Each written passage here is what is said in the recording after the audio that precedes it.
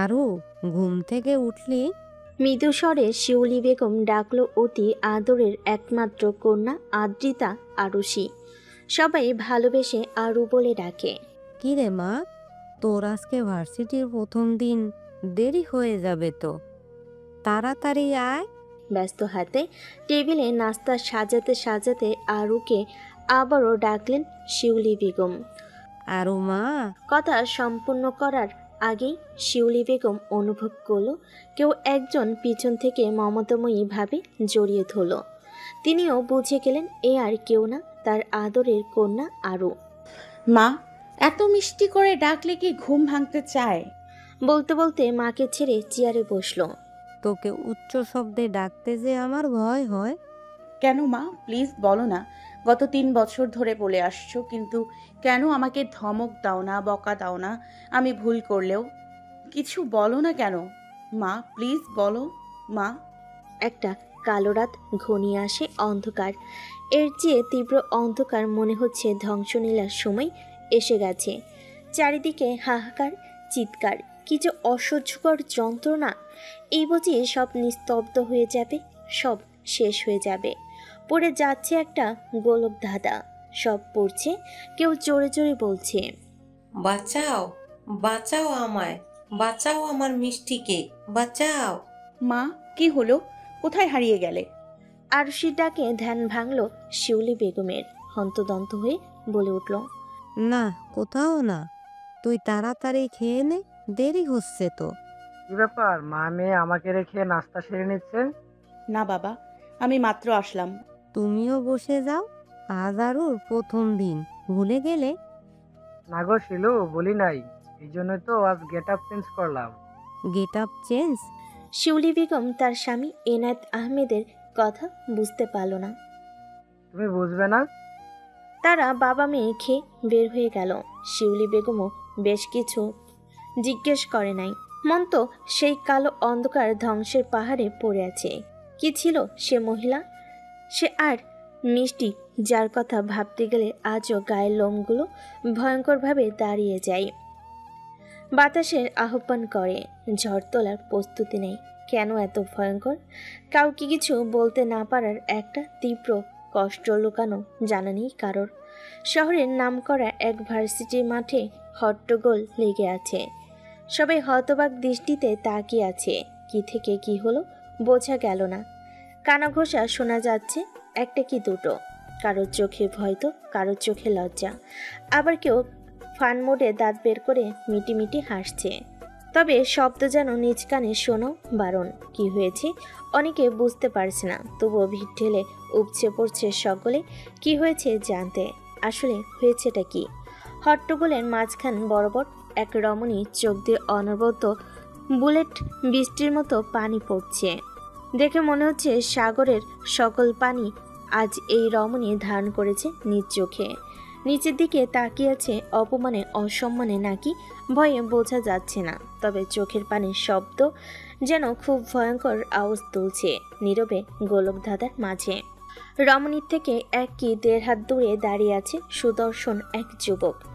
যে কোনো মেয়ের ক্রাশ বয় হওয়ার যোগ্যতা রাখে, ভালোবাসার মানুষ হওয়ার মতো যোগ্যতা রাখে। তবে লাকি পার্সন ছাড়া কেউ তার গা ঘেঁষতে পারবে না। আহা, শত রমণীর চোখ ভেজা জলে ডুব দিবে এক রমণীর প্রেমে। সাহস কি করে হয় আমার সাথে এমন অসভ্যতা করার? এই আহনাব চৌধুরীর সাথে এমন নোংরা কাজ করার সাহস পাও কোথায়? Answer me. খুব রেগে আর ধমকের সাথে কথা বলল সেই সুদর্শন যুবক আহনাব চৌধুরী। আসলে আমি ইচ্ছে করে কিছু করিনি, সরি। আসলে নকলে জানতে চাচ্ছি না, সাহস পাও কি করে? কে বলছে করতে? দেখে তো মনে হয় ফার্স্ট ইয়ার। ওই যে ফ্ল্যাশব্যাক। আল্লাহ হাফেজ বাবা, সাবধানে অফিসে যাবা। আল্লাহ হাফেজ মা। আরুকে আল্লাহ হাফেজ করি তার বাবা আরিফ আহমেদ অফিসের উদ্দেশ্যে রওনা হলো। এদিকে আরও খুশি মনে গেট পার করে স্বপ্নের রাজ্যে এলো। কি সুন্দর ভার্সিটি, খুব মুগ্ধতার সহিত দেখতে লাগলো। তখনই পিছন থেকে ডাক দিল কেউ একজন। এই যে ইয়েলো কালারের 3 পিস পরা লেডি, এদিকে আসুন। কারোর ডাক শুনে আর হাতের ইশারায় বুঝলো তাকে ডাকছে। তার থেকে 2-3-4 হাত দূরত্বে দাঁড়িয়ে থাকা একজন ছেলে আর দুটো মেয়ে। যদিও বা এই মেয়েদেরকে কোনো দিক থেকে মেয়ে মনে হয় না, দেখে স্নেহ মনে হচ্ছে। তাদের ডাকার ফল আরও কিছুটা ভয়ও পেল। র্যাগিং সম্পর্কে অনেক শুনেছে, কিন্তু তারপরও সাহস নিয়ে তাদের সামনে দাঁড়িয়ে সালাম দিল। তারাও দিল। নাম কি? আদ্রিতা আরশি, কোন ডিপার্টমেন্ট? ইকোনমিক্স। বাহ, তো দেখে রিমি তো ডিপার্টমেন্ট। পাশে দাঁড়ানো চুপটি করে মেয়েটি রিমি। হ্যাঁ, তো আমার ব্যাচের তো না। আহ, চুপ কর। এসব ফাউল প্রশ্ন করে আমাদের কি লাভ? মজা পাচ্ছিস তোরা? না রে, তুই কিছু কর। তারেক, তুই তো আমাদের লিডার। লিডার শব্দ কানে আসতেই মাথা ঘুরে গেল। এতক্ষণে ভালো করে লক্ষ্য করলো আরও ছেলেটি বাইকের সাথে হেলান দিয়ে আছে। পরনে কালো শার্ট প্যান্ট, হাতে কালো ঘড়ি, এমনকি বাইকটাও কালো। হয়তো কালো তার ভীষণ পছন্দের। এই মেয়ে কি যেন নাম? ও হ্যাঁ, আরু। তার নতুন বুঝি? জি, আজকে প্রথম দিন। আমরা সিনিয়ররা যা বলবো তাই করতে হবে, আর এই ভার্সিটিতে পড়তে হলে তো অবশ্যই আমাদের কথা শেষ কথা। কয়েকটা শব্দ যথেষ্ট আরুকে দুর্বল করতে। ভয়ে অসহায়ত্বের ছাপ ফুটে উঠেছে মুখে, কিন্তু ভয় মিশ্রিত মুখ দেখে সকলে একসঙ্গে হেসে দিল। কি বিচ্ছিরি সে হাসির শব্দ! এ শব্দ কান দিয়ে ধোঁয়া বের হচ্ছে আরুর। তবুও সাহস জুগিয়ে বলল, মানে বুঝলাম না ভাইয়া। এই খুকিকে দিয়ে কি করা যায়? একটা কাজ করা যায়, দেখতে তো সাদা চামড়ার, এই শরীরে কত কি হয়ে যাবে। ছি, কি নোংরা শব্দ ব্যবহার করছে তারা। তাদের মুখে এসব শুনে আরও ভয়ে জড়সড় হয়ে যাচ্ছে। তারা চুপি চুপি কিছু একটা আলোচনা করলো, হয়তো আরুকে শাস্তি দেওয়ার পায় তারা। তা মিস আরু পারু, ওই যে গেট দিয়ে আসছে নীল রঙের শার্ট পরা একটা ছেলে, তাকে গিয়ে লিপ কিস করে আসো, যাও। লিপকিস, তাও একটা অচেনা ছেলেকে! এটা ভাবতেই আরুর হাতে পায়ের শক্তি যেন চলে গেল। গলা দিয়ে শব্দ বের হচ্ছে না। মুখের রং ফ্যাকাশে হয়ে গেছে, দেখে মনে হচ্ছে শরীরে এক বিন্দু রক্ত নেই, যেন সব চুষে খেয়ে নিয়েছে। এমাত্র কোনো রক্তচেষা বিষাক্ত পোকা। আরুকে দাঁড়িয়ে থাকতে দেখে রিমি মেয়েটি চিৎকার দিয়ে উঠল। কিরে, দাঁড়িয়ে আছিস কেন? নাগর পছন্দ হয়নি? যা তাড়াতাড়ি, না হলে আরো বড় কিছু দিব। রিমির ধমকে আরুর চোখ ভিজে এলো। যে মেয়ে আজ পর্যন্ত বাবা মা বকা দেয়নি, আদরে আদরে বুঝিয়েছে, আজ সে অজানা কয়েকটা নিকৃষ্ট জানোয়ারদের কাছ থেকে নোংরা ভাষার কথা শুনছে। প্লিজ আপু, আমি তোমাদের ছোট বোন, আমার সাথে এসব করিও না। হা হা করে সবাই হেসে দিল। অনেক অনুরোধ করেও যখন লাভ হলো না, তখন বাধ্য হয়ে আরও নীল রঙের শার্ট পরা ছেলেটির দিকে এগিয়ে যাচ্ছে। হুট করে কারোর ঠোঁটে ঠোঁট ডুবিয়ে বাধ্য হলো নোংরামি করতে। এটা ভালোবাসা না, নোংরামি। নীল রঙের শার্ট পরিহিত যুবকটি হুট করে আক্রমণে বুঝে উঠতে পারেনি, কারণ এতক্ষণ সে মোবাইলে কারোর সাথে কথা বলতে ব্যস্ত ছিল। যতক্ষণে বুঝলো ততক্ষণে আশপাশের সবাই হা হয়ে তাকিয়ে রইল এরকম দৃশ্য দেখে। কেউ কেউ তো ভিডিও করতেছে, কেউ কেউ তালিও দিচ্ছে, আবার হাসছে। জোর করে আরুকে নিজের থেকে দূরে সরিয়ে সশব্দে থাপ্পড় পড়ল শক্তপোক্ত হাত দিয়ে নরম গালে। সাথে সাথে আরও এক পা পিছিয়ে গেল। এত জোরে থাপ্পড়ের ফলে সকলে নিস্তব্ধ, কোথাও কোনো প্রাণী নেই। থাপ্পড়ের শব্দে তারেকের দলের সকলে ভয় জড়সড় হয়ে গেছে। প্রথম মেয়েটি ভয়ে বলে, ও শিট, এটা তো আহনাফ চৌধুরী, আজ আমরা শেষ ইয়ার। সকাল 10:45। রক্তাক্ত সূর্য তখন রং বদলিয়ে নিয়েছে, নিচের সকল রং ছড়িয়ে দিল বিশাল আকাশের বুকে। তার তীব্র রোশনি এসে পড়ছে ভুবনে, ঝলসে যাচ্ছে শরীরের নীরব কোষগুলো।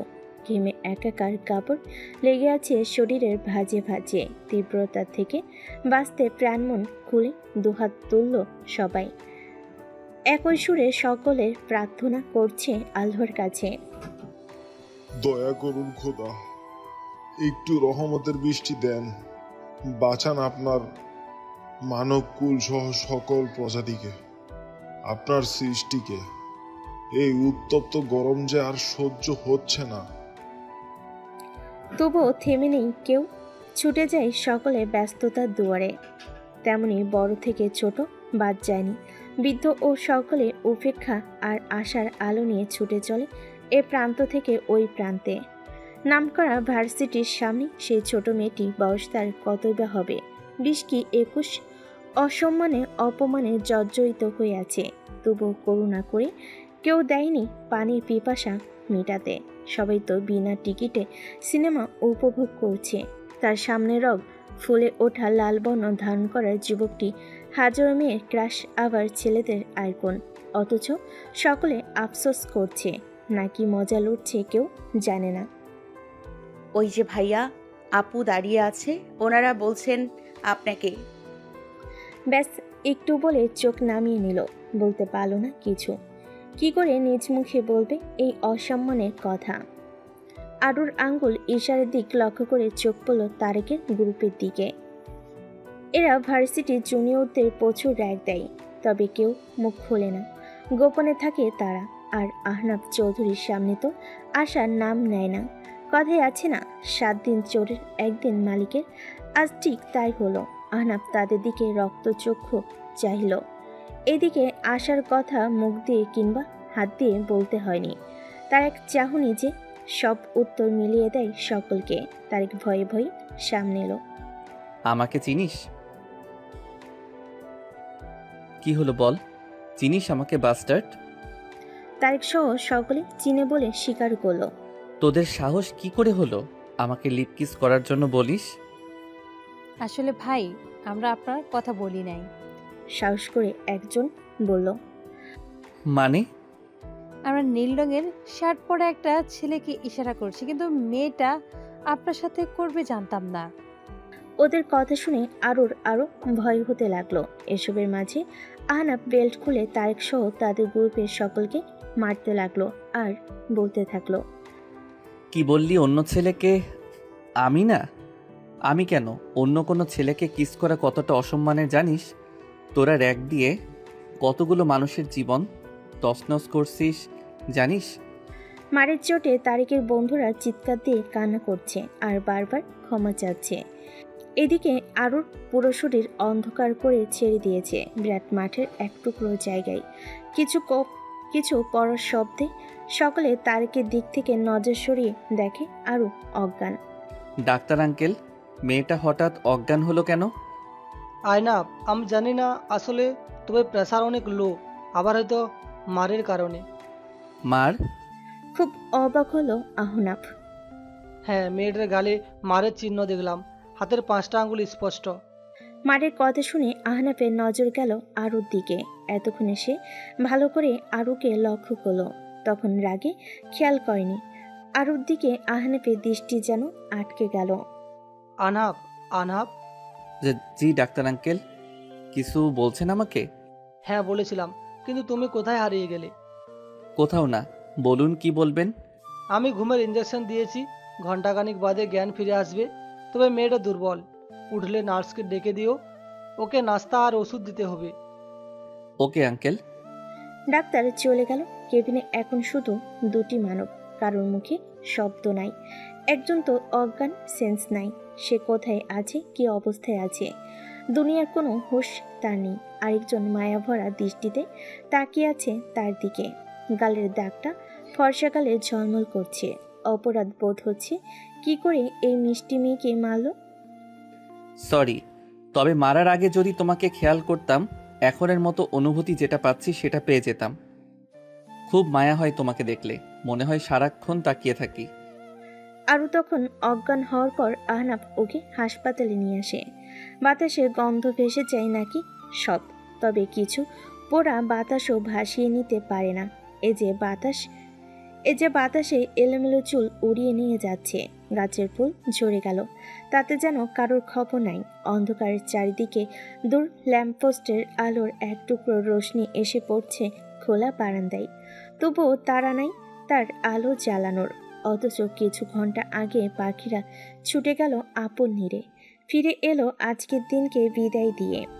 তবুও দোলনায় বসে এক ধ্যানে পার করছে আরুষি। কিন্তু মন কোথায়? দেহ তো এই ছোট্ট বারান্দায় পড়ে আছে। দুপুরে আরুষির জ্ঞান ফিরলে আহনাবকে দেখে ভয় পেয়ে যায়। সরি বলে 1 সেকেন্ডও দেরি করেনি, ছুটে বের হয়ে যায় কেবিন থেকে। পিছন থেকে আহনাফের হাজার ডাকও উপেক্ষা করলো এ রমণী, যার সাথে কথা বলার জন্য হাজারো রমণী উপচে পড়ে থাকে সুযোগ খুঁজে। অথচ এ রমণী তাকে উপেক্ষা করে ছুটল নিজ গন্তব্যে, নাকি অন্য কোথাও? কিরে মা, ঘর এমন অন্ধকার করে রাখলি যে? ঘরে প্রবেশ করতে করতে কথাটি বলল শিউলি বেগম। মেয়েকে চুপ করে থাকতে দেখে আবারও শুধালো, কি হয়েছে মা, চুপচাপ কেন? আজ তোর প্রথম দিন ছিল ভার্সিটিতে, কি হয়েছে না হয়েছে কিছু তো বললি না।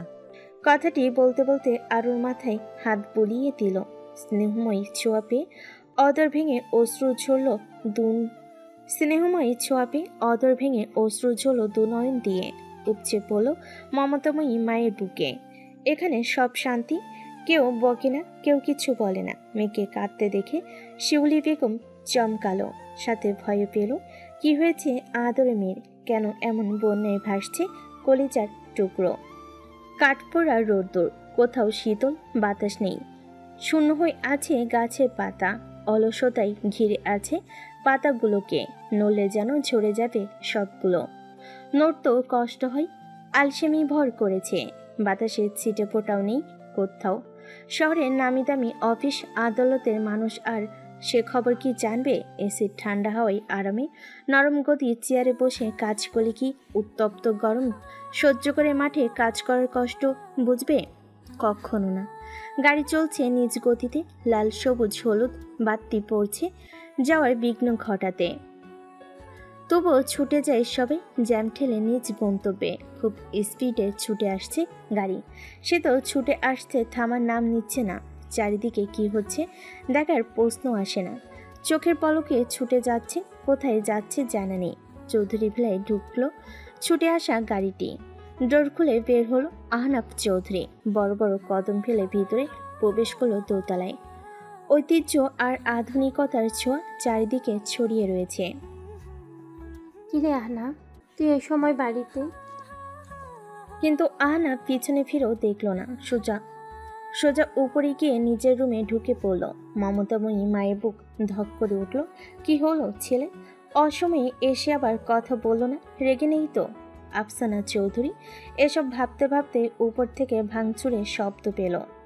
আফসানা চৌধুরী ভয়ে হাত পা ঠান্ডা হয়ে যাচ্ছে। যায়ের এমন অবস্থা দেখে রান্নাঘর থেকে দৌড়ে আসলো মৌ চৌধুরী। শক্ত করে জড়িয়ে ধরে চেয়ারে বসিয়ে দিল। মৌকে জড়িয়ে ধরে আফসানা ডুকরে কেঁদে দিল। মৌরে বোন আমার ছেলের কি হলো? কেন এমন করছে? আমার ছেলে তো স্বাভাবিক জীবনে ফিরে এসেছে, তাহলে আজ আবার কি হলো? বুবু, চিন্তা করিও না, হয়তো আহনাফ অন্য কিছু নিয়ে চিন্তিত। ওই সব তো 3 বছর আগে শেষ, নতুন করে সেসব আসবে না। না আসাই ভালো, যা অতীত তা অতীত হয়ে যায়।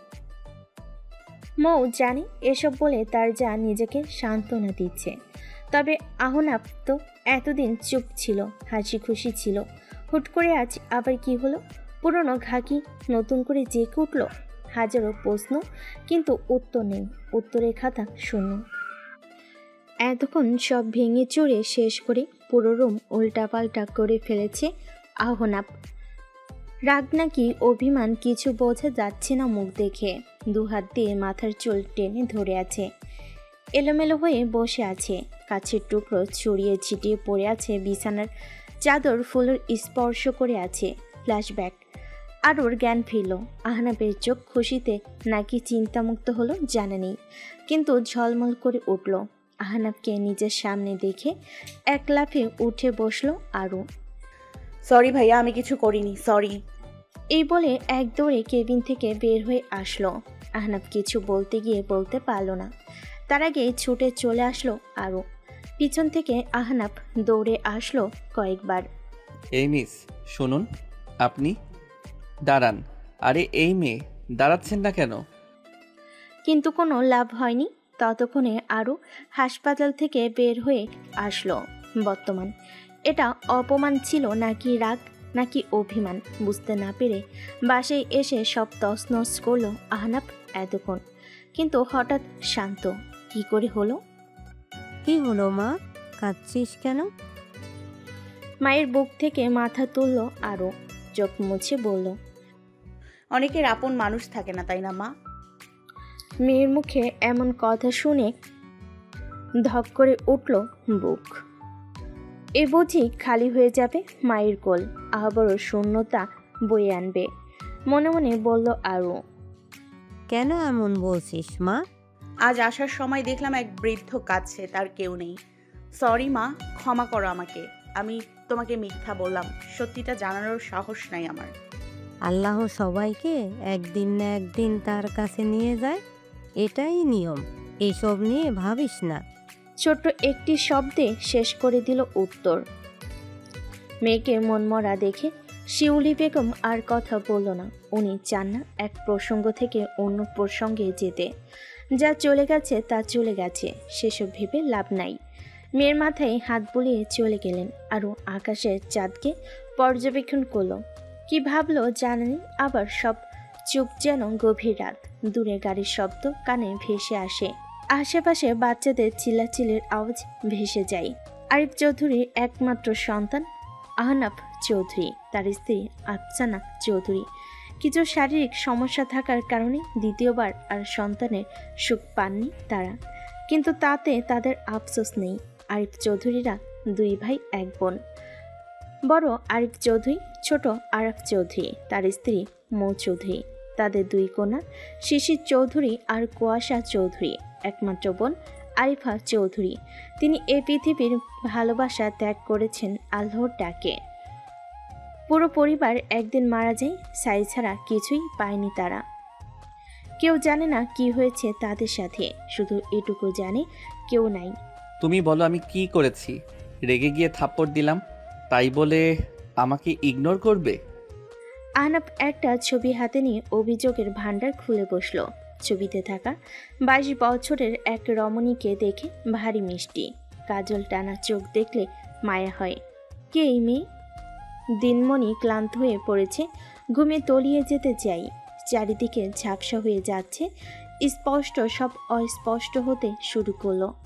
ধরনীর বুকে নেমে আসছে হাসির ঢেউ, খেলা চন্দ্র, পাখির কিচিমিচি ডাক, ছুটে যায় এদিক ওদিক প্রিয়জনের তারা।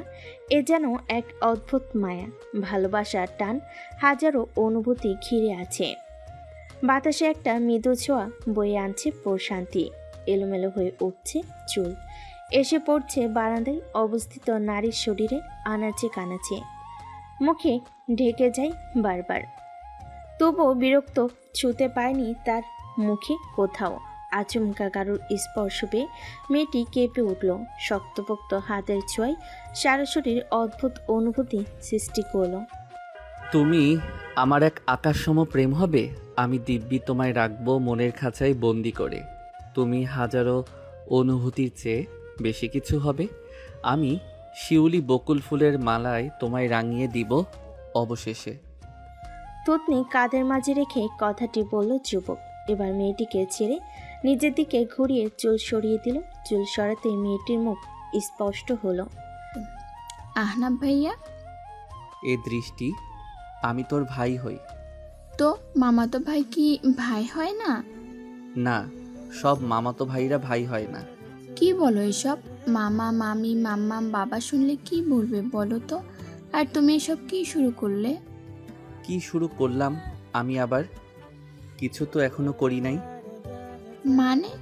মানে মামাতো ভাইয়ারা সাইয়াও হয়, বাচ্চার বাপও হয়, বুঝলি দৃষ্টি? বাচ্চার বাপ হওয়ার কথা শুনে দৃষ্টির কাশি উঠে যায়।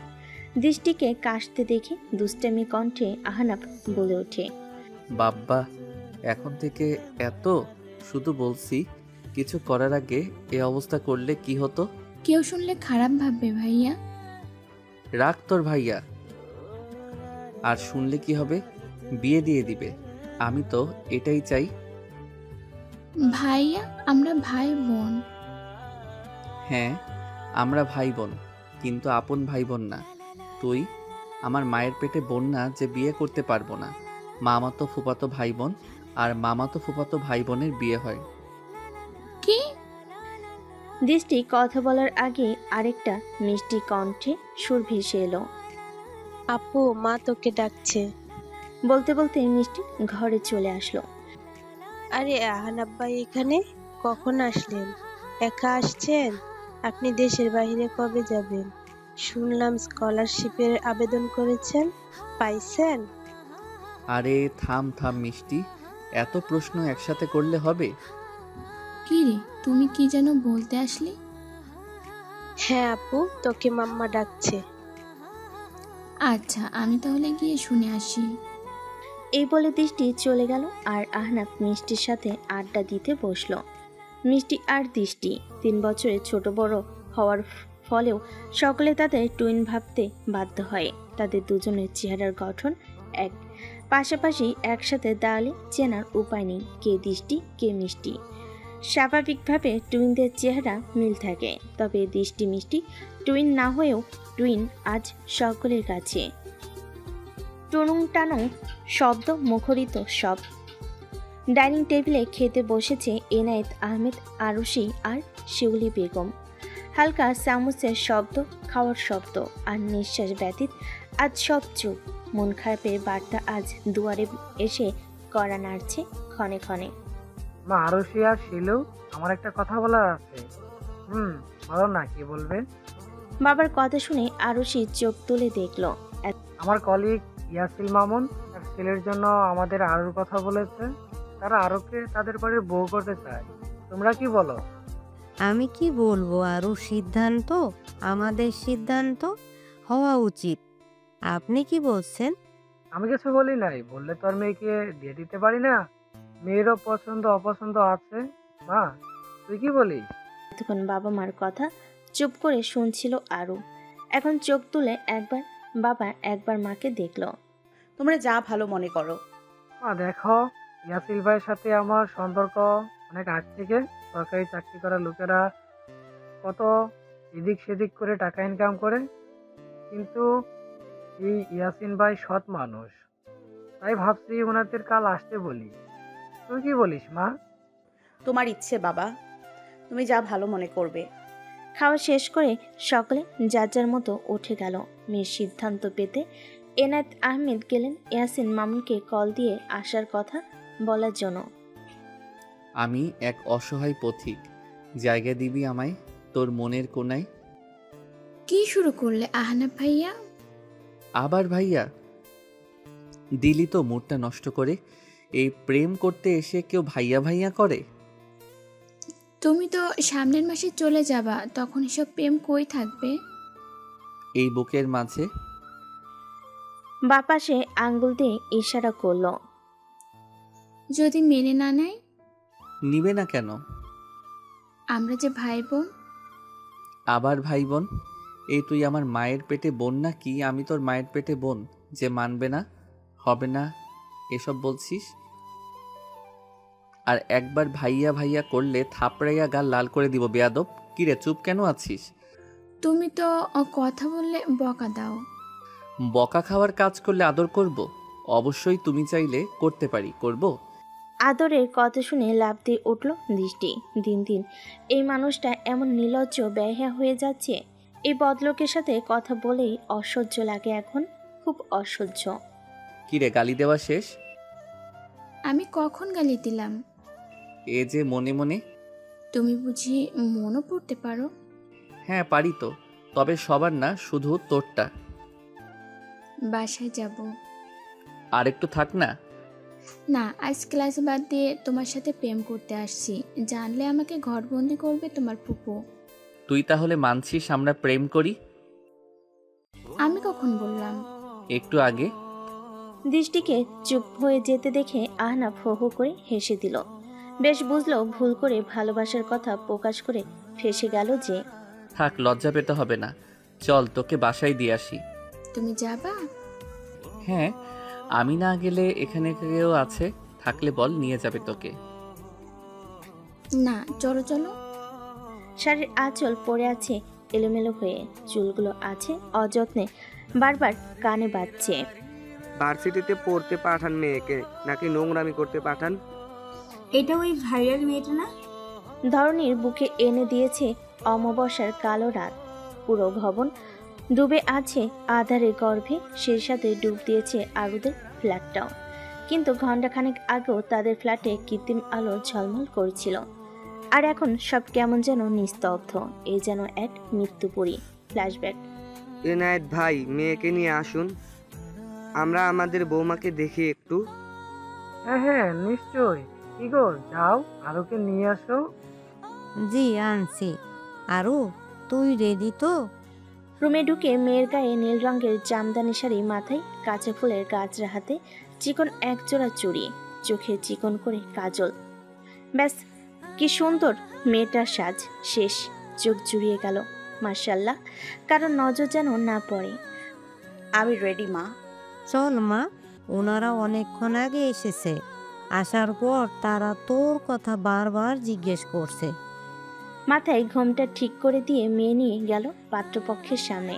আরে তুমি আরুষি না, সেই ভাইরাল মেয়েটা? জি মানে? রাইসা মা, তুই চিনিস ওকে? জি বাবা, এটা তো সেই মেয়ে যাকে নিয়ে ভার্সিটিতে যে হট্টগোল হয়েছিল। ভাই তোকে বলেছিলাম না কালকের কথা, মনে নেই? হ্যাঁ। কি হয়েছে খুলে বলতো মা। এরপর একে একে আরুর কালকের ঘটনা সব রংচং মেখে নিজের মতো করে সবার সামনে উপস্থাপন করলো রাইসা। রাইসা ইয়াসিনের একমাত্র মেয়ে। আরু লজ্জায় অপমানে মাথা নিচু করে ঠোঁট কামড়ে বসে আছে। চোখের পানি আটকানোর বৃথা চেষ্টা করে যাচ্ছে। নিজের হয়ে একটা কথাও বলার মতো সাহস পাচ্ছে না। কি করে বলবে? ভুল তো সেও করেছে। সিনিয়রদের মুখের ওপর কিছু বলার সাহস হয়নি তার, আর তার খেসারত দিচ্ছে এভাবে। ভার্সিটিতে পড়তে পাঠান মেয়েকে নাকি নোংরামি করতে পাঠান? এই ওঠো তো, এখানে এসে বেকার বেকার সময় নষ্ট করছি। ভেবেছি পরিবার ভালো, মেয়েটাও ভালো হবে, কিন্তু না। চল চল। অপমানে এনায়েত আহমেদের মুখখানা এতটুকু হয়ে গেছে। এত বছরে কেউ আঙ্গুল তুলে কথা বলার সাহস পায়নি। সম্মানিত ব্যক্তি আজ এত বড় অসম্মান সহ্য করতে পারছে না। ভেঙে যাচ্ছে সব, টুকরো টুকরো হয়ে রক্তের বন্যা ভাসিয়ে দিল। তুই আমার ভালোবাসার থেকে বেশি কিছু। আমি কখনো না থাকলে কি আমার মনে পড়বে? চট করে সোজা হয়ে বসলো আহনাব। রেগে গেলে হুট করে মাথা গরম, রক্ত টকবক করা শরীর। একটু থেকে একটু হলে মেজাজ হারায়। এটা বয়সের দোষ, আর কিছু না। কারো বেশি তো কারো কম। এসব কথা তোর মুখ দিয়ে আর বের হলে আই সোয়ার আমি তোকে খুন করব। আচ্ছা বাবা, ছড়ে শর্ট ঢং করতে আসবি না। বাসায় যাব তো যা না, ধরে রাখছি তোকে আমি। দিয়ে আসবা না? না, পারবো না, আমার কি আর কাম নাই তাকে দিয়ে আসবো? আল্লাহ হাফেজ। যাচ্ছি, তবে একা। কি আর করব, কেউ নেই, একা আমি এই অচেনা শহরে। বলে দৃষ্টি হাঁটা দিল। আহনাব এক লাফে উঠে ওর হাত ধরে হাঁটতে লাগলো। চারিদিকে ধোঁয়া, মিডিয়া, ক্যামেরা, জনতার, পুলিশ চারিদিকে ছড়িয়ে আছে। খবরে একটাই নিউজ, বিশিষ্ট ব্যবসায়ী শরীফ রহমান সপরিবারের সহ অগ্নিকাণ্ডে নিহত হয়েছে। খবরে একটাই নিউজ, বিশিষ্ট ব্যবসায়ী শরীফ রহমান সপরিবার সহ অগ্নিকাণ্ডে নিহত হয়েছে। পরিবারের কাউকে জীবিত কিংবা মৃত্যু পাওয়া যায়নি, সব কিছু পুড়ে ছাই হয়ে গেছে। হাড়গুলো অক্ষত নেই। একসাথে পরিবারের 4 সদস্যের মৃত্যু। এক নিশ্চক দুর্ঘটনা নাকি খুন এখনও জানা যায়নি। পুলিশ এ সম্পর্কে এখন কিছু সঠিক করে বলেনি। সকাল থেকে আহনাব অনেকবার দৃষ্টিকে কল দিচ্ছে, কিন্তু কলে পাচ্ছে না। বারবার কল দিয়ে বিরক্ত। টিভিতে চোখ পড়তে দুনিয়া উল্টে গেল আহনাবের। মা, চাচি, বাবা, চাচাদের ডেকে আনলো। এ খবর যেন দেখে কেউ 1 মিনিটও দাঁড়ালো না, দ্রুত বের হয়ে গেল। একমাত্র বোন আর নেই। শুনে 2 ভাই ভেঙে পড়ল। পাগলের মতো আহনাব এদিক ওদিক ছুটতে লাগলো। তার পাগলামো দেখে মা, চাচিরা আরও ডুকরে কেঁদে দিল। ছেলের পাগলামোর সম্পর্কে তারা অবগত। গতরাতেই আহনাব দৃষ্টিকে বিয়ে করতে চায়। মা চাচিকে বলেছে। আজ সেই ভালোবাসার মানুষ ছাই হয়ে পড়ে আছে। চোখের সামনে। সেটা কি করে মেনে নিবে তারা? ছোট্ট শিশির আর কুয়াশা কেঁদে কুটে চোখমুখ লাল করে ফেলেছে। পাগলের মতো আচরণ করেও খুঁজে পায়নি দৃষ্টিকে, হারিয়ে ফেলেছে সে। কি ভয়ঙ্কর সেই দিনটি ছিল, রাতের মতো বর্তমান। সে দিনটা আমার কাছে রাতের মতো ছিল। চারদিকে শুধু ধোঁয়া ছাড়া আর কিছু ছিল না। আমি বারবার তোকে খুঁজেছি, তবুও শূন্য হাতে আজও আমি দাঁড়িয়ে আছি। তোর শূন্যতা আমায় আজও কাঁদায়। ভালো নেই আমি, ভালো থাকার অভিনয় করি। তোকে নিয়ে স্বপ্ন আমার কল্পনা হয়ে গেল, তবুও বুকের ভিতর রক্তক্ষরণ কেউ দেখে না। সবাই জানে এই আহনাব চৌধুরী একজন পাষাণ মানুষ। ফিরে আয়, শুধু একবার ফিরে আয় তুই।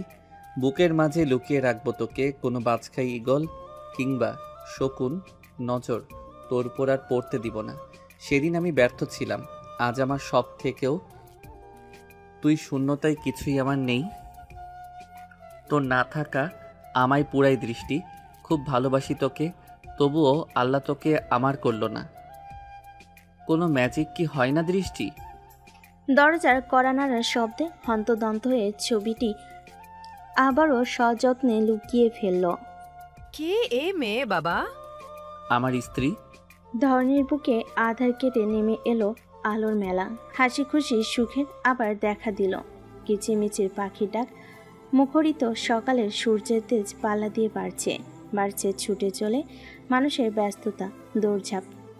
থেমে নেই সময়, শুধু আজ থেমে গেছে আহমেদ পরিবারের তিনটি প্রাণ। এ যেন মৃত্যুপুরী। বাইরের হাঁক ছেড়ে ডাক আর কলিং বেলের শব্দে পুরো ভাঙল। বাইরের হাঁক ছেড়ে ডাক আর কলিং বেলের শব্দে ঘুম ভাঙল আরশির। মাথা ধরে আছে, ঝিমঝিম করছে। এ বুঝি মাথা ঘুরে পড়ে যাবে, ভীষণ যন্ত্রণা হচ্ছে।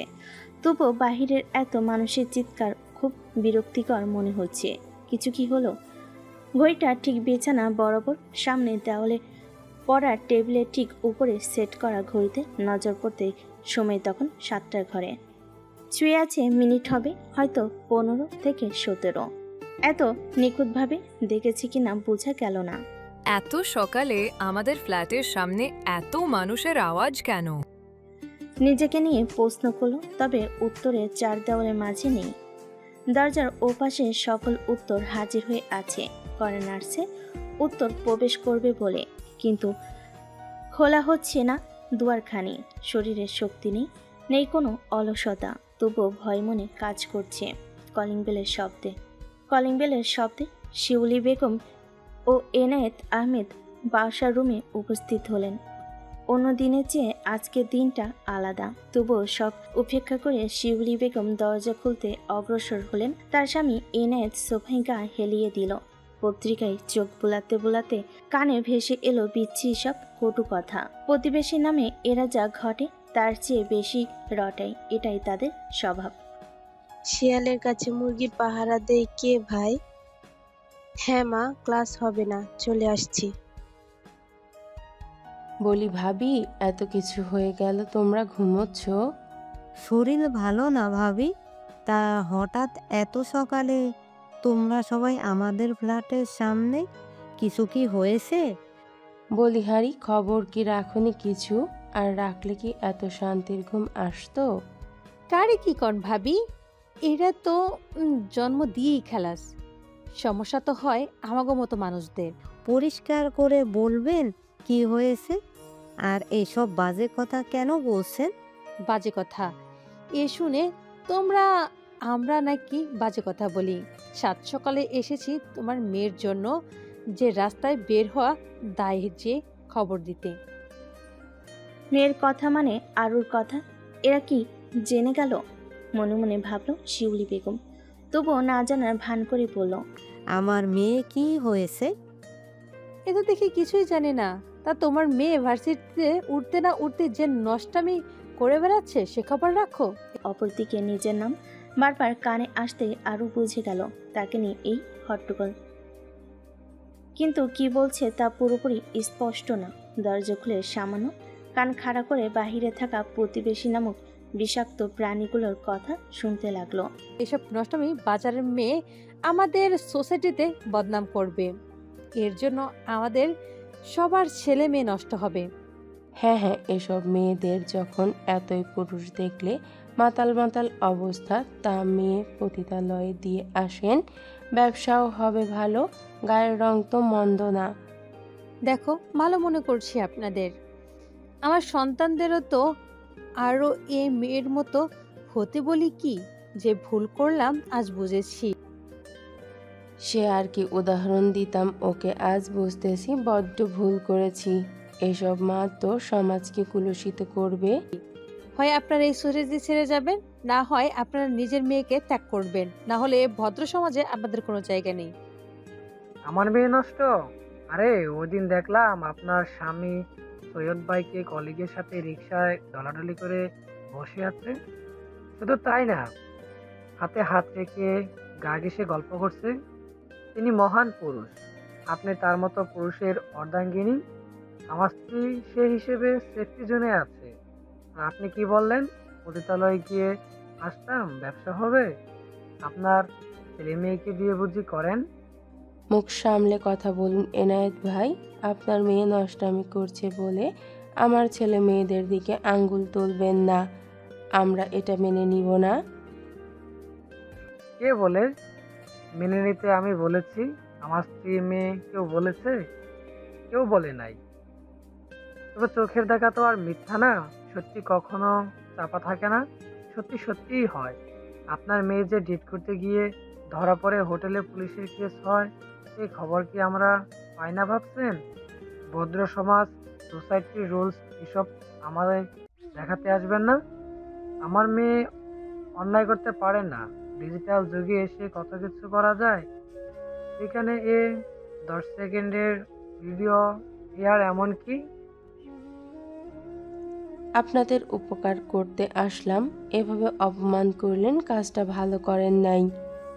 এই সবাই চলো তো, এরা বুঝুক এদের মেয়ে সম্পর্কে।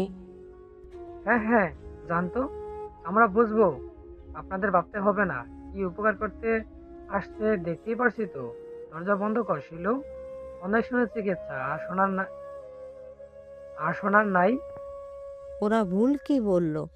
এমন ভিডিও ভাইরাল হলে কেউ করবে বিয়ে আরুকে? না করলে আজীবন আমার কাছে থাকবে, পচে যায়নি ও। সমাজ ওকে বাঁচতে দিবে না। যেভাবে মেরেছে ওদেরকে সে রাত, আমি আজও ভুলিনি। চুপ করো শিলু, কখনো এই কথা বলবে না। ওই রাত ওখানে শেষ কিছু নেই, ওখানে যা ছিল তা কোনোদিনও ছিল না ভাববে। তবে এখন আমরা বাঁচবো কি নিয়ে বলো? এভাবে কয়দিন মুখ লুকিয়ে থাকবে? মুখ লুকাবে তারা যারা একটা মিথ্যা খবর তৈরি করে। তুমি এত শান্ত কি করে আসো? আমি ভিডিওটা দেখেছি, হয়তো আমাদের মেয়েটার কপাল খারাপ, তাই র্যাকিং এর শিকার হয়েছে। আরও বলছে তোমাকে? না, ভিডিওটাতে স্পষ্ট। তাহলে সবাই আরও দোষ দিচ্ছে কেন? প্রতিবেশী মানে জানো? মানে হলো বইয়ের বাসায় প্রতিবেশী যে সংখ্যা আজীবন করে এসেছ, সেটা ভুল। প্রতিবেশী মানে হলো যারা প্রতিনিয়ত বেশি বেশি খবর ছড়িয়ে অন্য মানুষের জীবনকে বিষাক্ত করে দেয়। যাও নাস্তা বানাও, আজ খিচুড়ি আর কালাবোনা করো। এসব ভুলে যাও, ভালো থাকাটা নিজেতে, অন্যরা তো কষ্ট দিবে। দরজার আড়ালে থেকে সব কথা শুনলো আরও, তবুও সাহস হলো না বের হয়ে এসে বাবা মাকে জড়িয়ে ধরতে। বিকাল 4:55। ব্রিজের পাশে একটা মেয়েকে দেখে গাড়ি থামায় আহনাফ। দৌড়ে গিয়ে মেয়েকে বাঁচায়, কারণ মেয়েটি ততক্ষণে ঝাঁপ দেওয়ার প্রস্তুতি সম্পূর্ণ নিয়ে ফেলেছে। ছোট্ট একটা ব্রিজ, আশেপাশে কয়েকটা চায়ের দোকান, সাথে পান সিগারেট আছে। নিচে ছোট্ট নদী হলো, স্রোতের পরিমাণ অনেক, ভেসে যাবে, সাঁতার না জানলে ডুবে মরে যাবে। সেখানে তো মেয়েটি স্বেচ্ছে আত্মহত্যা করতে চায়। আত্মহত্যা মহাপাপ হওয়ার সত্ত্বেও সকলে এই বিষয়ে অবগতি হয়েও এ পথ বেছে নেয়, জানা নেই কেন। নিচে নামিয়ে মেয়েটির দিকে তাকাতেই বুক ধক করে উঠল। আরে, এটা তো সেই ওই দিনে মেয়েটি। নাম জানি না, তবে হঠাৎ এ পথ কেন বেছে নিল? আত্মহত্যা মহাপাপ জানো না? ইহকাল পরকাল দুকাল হারাবে জানো না? শিক্ষিত হয়ে অশিক্ষিতদের মতো কাজ করতে লজ্জা করে না? না করে না। কেন বাঁচালেন? মরলে একটু শান্তি পায় যদি। এত এত নিকৃষ্ট মানুষ আমার সহ্য হয় না। আমি ঠিক বুঝলাম না কি হয়েছে। গতকাল বিকেল থেকে আজ সকাল পর্যন্ত যা হলো সব খুলে বলল। তোমার বাবা মা তো তোমাকে ভুল বোঝে নাই, তাই মরলে চাও কেন? বুঝলেন না আপনি? আজ ইভেন ঘন্টা খানিক আগে আবারও ভালো ছিলাম। এক বন্ধুর সাথে দেখা করার কথা ছিল। ওর সাথে দেখা করতে এসে পাড়ার মোড়ে ছেলেদের বাজে ইঙ্গিত ইশারা আমি আর সহ্য করতে পারছি না। বাবা অফিসে যেতে পারছে না, মা বাহির হতে পারছে না। আমার দোষটা কোথায় বলুন? আমি সম্পূর্ণ করার আগে কয়েকটা ছেলে এসে একে অপরকে বলতে শুরু করলো। আরে ইয়ার, এরা তো সেই ছেলে মেয়ে যারা ভাইরাল, আবার নাকি র্যাগিংয়ের শিকার, কিন্তু কাহিনী তো দেখি অন্য কিছু। এরা তো কুতুকি বলে হাসাহাসি শুরু করলো। কি বিচ্ছিরি লাগছে সেই হাসি। যদিও হাসির বর্ণনা হয় না, তবু আজ মনে হচ্ছে হাসির আলাদা শব্দ ব্যবহার করে তার বর্ণনা দিতে, প্রত্যেকটি জিনিসের আলাদা আলাদা বর্ণনা দিতে। কি বললেন আপনারা? আপনাদের সমস্যা কোথায়? আরে বাস, হিরো দেখি রাগ করেছে। Stop, I say stop. English ফুটাইও মামু, বেশি বাড়িও না। এখানে কেস খতম করে দিমু, চিনো আমগরে।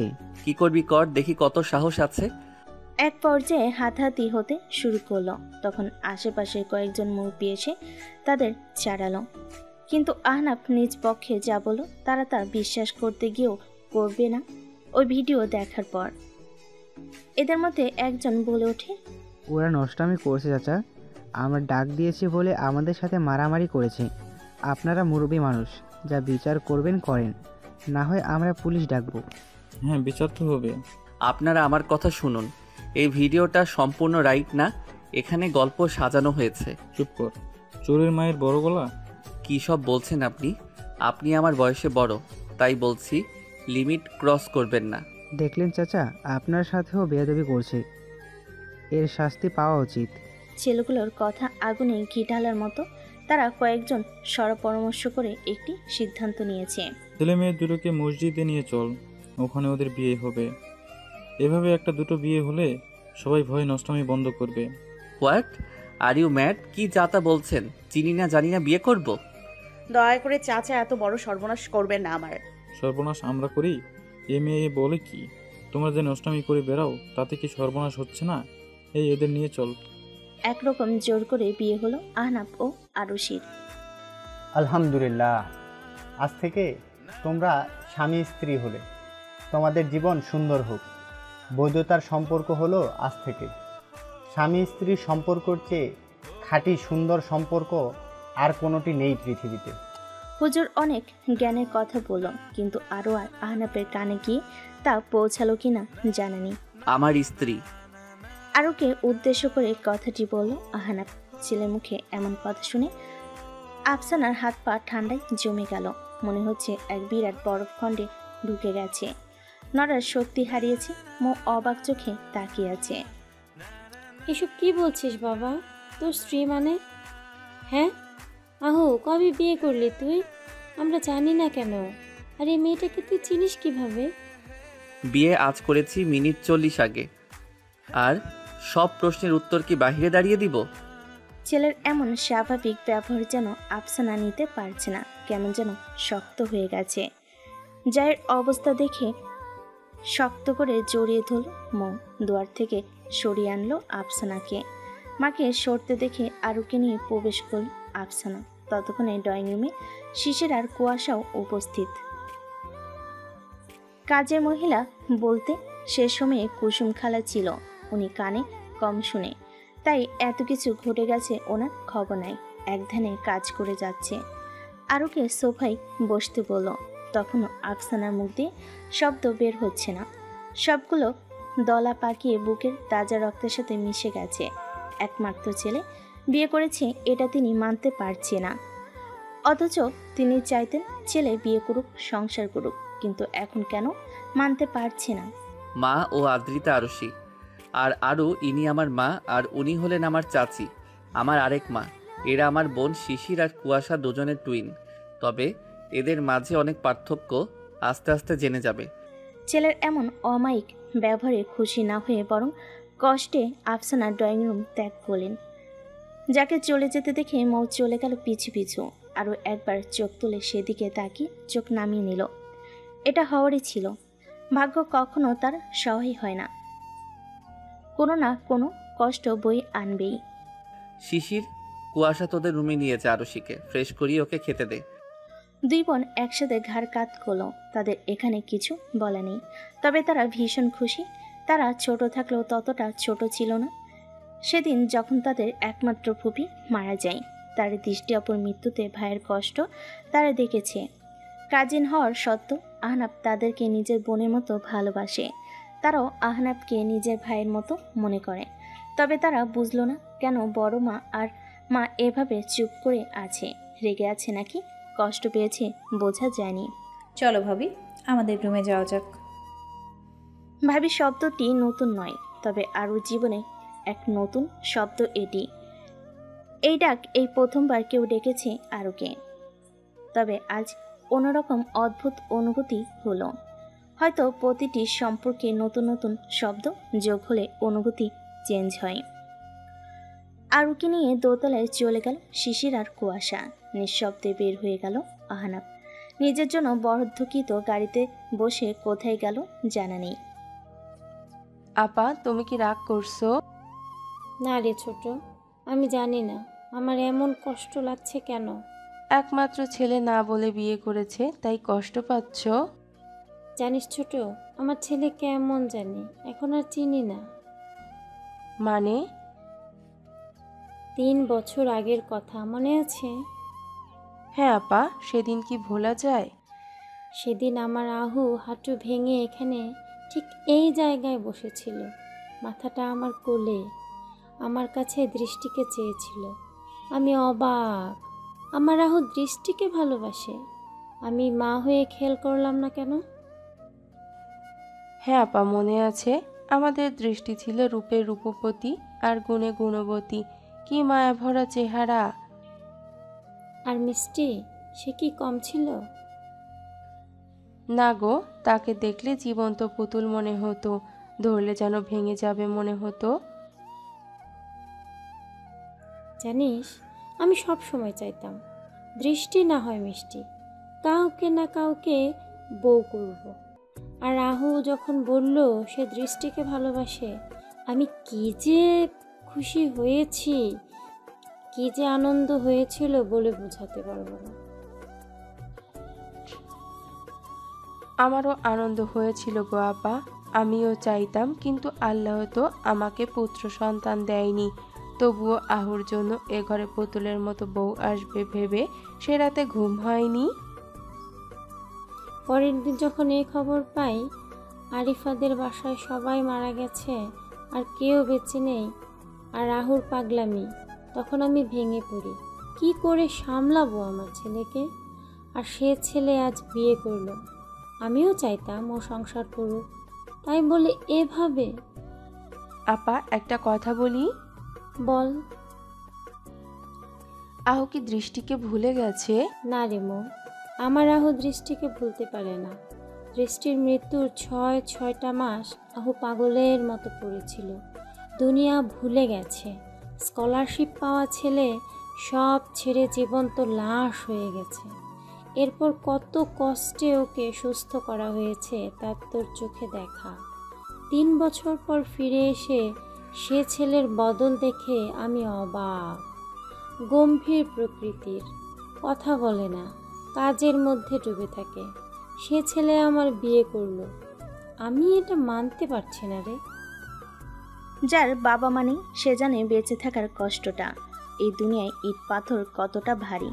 রাত 9:55 চৌধুরী ভিলার প্রত্যেকটা সদস্য রাতের খাবার খেতে বসেছে। অবশ্য আজ নতুন মুখও উপস্থিত। আজ থেকে সবসময় এই নতুন মুখটি চৌধুরী পরিবারের একজন হয়ে ওঠার লড়াই করবে। তোমার নাম যেন কি? জি, আদ্রিতা আরশি। সুন্দর নাম। তা পড়াশোনা করছো? জি, এবার ভার্সিটিতে ভর্তি হয়েছি। বেশ ভালো। বাসায় কি আছে? বাবা মা আর আমি। এভাবে বিয়ে করাটা ঠিক হয়নি, যদিও বা এখানে তোমাদের ভুল নেই। তবে মেনে নিবে কি সেটা তোমাদের ব্যাপার। আর যদি বলো ডেস্টিনি, এটা তোমাদের মেনে নিতে হবে, তাহলে ভালোই। আমরা সব সিদ্ধান্তে তোমাদের পাশে আছি। আমি তোমার চাচা শ্বশুর, আমাকে চাইলে ছোট বাবা ডাকতে পারো আপন মনে করে। সম্পর্ক কোথায় যাবে জানি না, তবে কারো সাথে সম্পর্ক তৈরি করার জন্য অন্য কিছুর উপর নির্ভর করতে হয় না। আর ভাইজান, ওদের যদি মেনে নিতে সমস্যা না হয় তাহলে একটা পার্টি থ্রো করে জানানো উচিত আহনাব চৌধুরীর বিয়ের কথা। তা তো অবশ্যই। আনহাব, তুমি কি বলো? নো বাবা, এই মুহূর্তে আমি চাই না, সময় দরকার। আর তাছাড়া আরুষির বাড়ির লোকরা কি ভাবছে এই ব্যাপারে তার চেয়ে বড় কথা আরুষি কি ভাবছে। তামা, তোমার বাড়ির লোক খবর পেয়েছে? জি আঙ্কেল। আঙ্কেল? এখানে তোমার আঙ্কেল আছে? কই, আমি তো কিছু দেখছি না। আমি আসলে না করলে কিছু জানি না। আজ থেকে বাবা ডাকতে অভ্যাস করো। ছেলে যেমন পরিস্থিতিতে বিয়ে করুক না কেন, তুমি আমার ছেলের বউ। সেটা ওই যে উপরে যিনি সব কিছুর ঊর্ধ্বে, ওনার খাতায় নাম লেখা হয়েছে তোমরা স্বামী স্ত্রী। তাই সম্পর্ক যখন আজও বহাল আছে, তাহলে বাবা ডাকটা শুনতে আমি অবশ্যই পারি। কি বলো আফসু? শেষ কথাটি স্ত্রী আফসানাকে উদ্দেশ্য করে বলল আহনাব চৌধুরী। আমি আর কি বলবো, আপনার যে খুশি সেটা আপনার চোখে মুখে ফুটে উঠেছে। তুই কি খুশি না? ছেলে বিয়ে করেছে, নতুন বউ এসেছে। খুশি হওয়ার কথা আমার। কেন নয়? হওয়ার মতো হলে অভ্যাস করতাম। ভাইজান, কিছু মনে করবেন না, একটা কথা বলি। আহু যেভাবে বিয়ে করেছে সেটা কি স্বাভাবিক বিয়ে? আর এমন করে বউ ঘরে আসলে কোনো বাবা মা সহজে খুশি হতে পারে? হয়তো পারে না মৌ, কিন্তু এমন মিষ্টি মুখখানা দেখলে খুশি হওয়ার কথা। তা হয়তো না। আমিও প্রথমে রাগ করেছি, রেগে বাসায় এসেছি, কিন্তু যখন এই মেয়েটার মুখ দেখলাম তখনই সব রাগ গলে শান্ত হয়ে গেছে মন আমার। এবার বলো, তিতা কথা বের হয় কি করে এই মিষ্টি মুখ দেখে? তবে আপনি কিন্তু বেশি বেশি করছেন। যদি এ মেয়ের বাড়ির লোকেরা পুলিশ কেস করে তখন? না, আম সরি বাবা। আমি সন্ধ্যায় সব খুলে বলেছি। তারা কাল সকালে এখানে আসবে। নিয়ে যেতে তোমায় ভাবি? জানি না। আচ্ছা, তোমরা খেয়ে আরশিকে আনহাবের ঘরে দিয়ে আসিও। আনহাব, তোমার তাতে আপত্তি নেই তো? বাবা, আজ রাত আরুষি শিশির আর কুয়াশার কাছে থাক, আমাকে একটু একা থাকতে দিলে ভালো হয়। Good night. এই বলে আহনাব উঠে হাঁটা দিল সোজা নিজের রুমের দিকে। আদৌ কি কখনো মেনে নিতে পারবে আরুষিকে? দৃষ্টির জায়গায় আরুষি নিজের নাম লিখতে পারবে, নাকি আবারও আকাশের বুকে বিচ্ছেদের আরও এক নবদম্পতির নাম লেখা হবে? খাওয়া দাওয়া শেষ করে অনেক আগেই শিশির আর কুয়াশার রুমে আরুষির জায়গা হয়েছে। এতে দুবোন আজ মহা খুশি। এ যেন ঈদের চাঁদ ওঠার মতো। এমন না যে চৌধুরী বাড়িতে রুমে অভাব, তাই শেয়ার করতে হচ্ছে। নতুন বাড়ি, নতুন পরিবেশ, হুট করে একা ঘুমোতে কষ্ট হবে ভেবে এই সিদ্ধান্ত নেওয়া। আরিফ চৌধুরীর মুখের উপর কথা বলার অধিকার কারণ নেই বলে সকলে মেনে নিল। তোমরা কি টুইন? হঠাৎ এই কথা কেন বললে ভাবি? মনে হলো। ও আচ্ছা। এমন প্রশ্ন কেন করলো জানে না আরও, তবে কেন জানি মনে হলো ওটা হয়তো টুইন হতে পারে। জানো ভাবি, এই প্রথম তুমি আমাদের জিজ্ঞেস করেছো আমরা কি টুইন। এর আগে কেউ কখনো করে নাই। কেন? কারণ আমাদের চেহারা, আচার আচরণের কোনো মিল নাই, তাই আমাদের দেখলে কোনো অংশ হতেই টুইন মনে হয় না। কিন্তু ভাবি, তুমি কি করে বুঝলে? তোমাদের মিল নাই ঠিক, বাট রাগলে দুজনকে একরকম লাগে আমার মনে হলো, জানি না কেন। সিরিয়াসলি? একসাথে দুবোনের পিলে চমকে উঠল। হ্যাঁ, আস্তে বাবা, এভাবে কেউ চিল্লায়? সরি। দুবোন একসাথে আয়নার সামনে দাঁড়িয়ে সেই কখন থেকে মুখ গোমরা করে তাকিয়ে রয়েছে, চেহারার মিল খুঁজতে ব্যস্ত। তাদের অবস্থা দেখে আরও না হেসে পারল না। গত 2-3 দিনের মানসিক চাপ সব ভুলে বিছানায় গড়াগড়ি করে হাসছে। তাকে হাসতে দেখে শিশির ও কুয়াশা হেসে দিল। দুবোন দুপাশে ঘুমাচ্ছে। রাজ্যের ঘুম সব এসে বাসা বাঁধল যেন। চৌধুরী ভিলা চুপ, কোথাও প্রাণের স্পন্দন শোনা যায়, কোথাও আবার নাক ডাকার আওয়াজ। ঘুম নেই আর চোখে। সন্ধ্যায় শিশির কুয়াশার সাথে যখন এ রুমে আসলো তখন বাবাকে কল দিয়েছে, সালাম দিয়ে খোঁজ খবর নিল। বাবা, আমি কি খুব অন্যায় করেছি? কই আছিস মা?